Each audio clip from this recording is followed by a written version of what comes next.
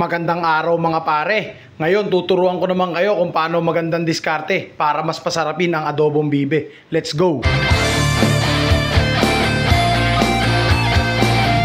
Kaibigan, ang buhay ay talagang ganyan. Ako'y iyong pagpasensyahan, tawag lamang ng pangangailangan. Sigurado ko sa iyo ay maraming masisiyahan. Tiyak naman na sulit ang lahat ng iyong pinaghirapan kasi ako na bahala sa iyong huling hantungan. Kaya eto na pare ko, sinisigurado ko sa iyo na walang kulang sa iyong mga rikado. Simulan natin sa marami-raming sili at sibuyas na pula. Sunod natin yung bawang at yung luya. Kasi kahit sa bahay kubo talaga namang magkatandem sila. Ayos na lahat ng requirements niya kaya lipat na tayo sa gisa. Magpainit lang ng mantika, abay. Tapos lahat ng aromatics ihuhulog na natin ng sabay-sabay. Kapag umaamoy na sa kabilang barangay, yung bibi naman ang ating ilalagay. Ayoko naman ay sa akin kay magtampo, kaya naman isasangkot siya kita ng todo. Basic na adobo timpla. Unahin natin yung laurel, sunod naman yung paminta. Saka naman natin bubuhusan ng toyo at kalamansi ang gagamitin natin pang asim sa kanya. At bago natin tuluyan takpan mga brother, lalagyan muna natin ng criminal water. At pag narinig mo na yung unang pito, magbilang ka lang ng mga 30 minuto. At pag okay na kaibigan, yung pressure atin munang pakakawalan. At syempre yung karne, i-check natin kung tuluyan bang napalambutan. Sa tingin ko okay na yung laman kaya yung lasa naman ang ating titikman. Quality na yung lasa mga pare, pero ito na yung tunay na diskarte. Sa mainit na kawali, maghihiwalay lang tayo ng pinagmantikaan niya pare. Kasi tama naman yung kasabihan na mas masarap yung adobo sa ikalawang initan. Bawang at sili lang ang katapat yan, tapos ihiwalay muna natin yung laman. At ito pa isang mabisang diskarte bro, yung atay at pinagkuluan paghaluin at durugin mo. Tuloy-tuloy lang sa pagmash bro, hanggang sa kalabasan ay ganito. Ay sinasabi ko naman sa'yo, mas mabisa pa yan sa Rino.